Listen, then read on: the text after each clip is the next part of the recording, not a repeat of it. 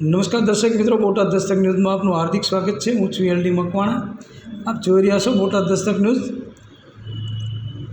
હવે પછીના સમાચાર વિગતવાર। જિલ્લા પંચાયત પ્રમુખ શ્રી જેઠીબેન પરમારના હસ્તે કન્યા કેળવણી મહોત્સવ અને શાળા પ્રવેશોત્સવ હેઠળ બોટાદના પાટી ખાતે 100 કન્યાઓ માટે હોસ્ટેલનું લોકાર્પણ, 100 દીકરીઓ માટે રહેવા જમવા સહિતની સંપૂર્ણ સુવિધાઓ વિનામૂલ્યે બોટાદ તાલુકાના પાટી ગામ ખાતે પ્રાપ્ત થશે।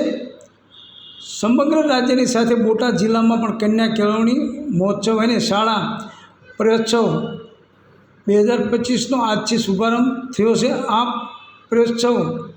આ મહોત્સવ અંતર્ગત જુદા જુદા અધિકારીઓ અને પદાધિકારીઓ સહિતના મહાનુભાવોની ઉપસ્થિતિમાં બાળવાટિકા ધોરણ 1 અને ધોરણ 9 તથા 11માં શાળામાં પ્રવેશ આપવામાં આવી રહ્યો છે। ત્યારે બોટાદ તાલુકાના પાટી ગામ ખાતે 6 દીકરીઓ માટે તૈયાર કરવામાં આવેલા KGVBની હોસ્ટેલનું લોકાર્પણ જિલ્લા પંચાયત પ્રમુખ શ્રી જેઠીબેન પાલજીભાઈ પરમાર, અગ્રણી શ્રી પાલજીભાઈ પરમાર, જિલ્લા પ્રાથમિક શિક્ષણ અધિકારી ડૉક્ટર ભરતભાઈ વાઢેરના વરદ હસ્તે તાલુકા ભાજપ પ્રમુખ, પાટી ગામના સરપંચ સહિત જિલ્લા અને તાલુકાના સદસ્યો, સામાજિક અને રાજકીય આગેવાનોની ઉપસ્થિતિમાં ફાળવણી કરવામાં આવ્યું હતું।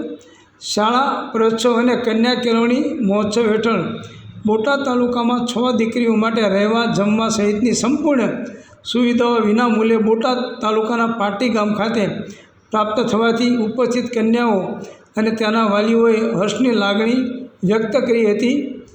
આલેખન હેમાલી ભટ્ટ, બોટાદ દસ્તક ન્યૂઝ, એલડી મકવાણા, બોટાદ।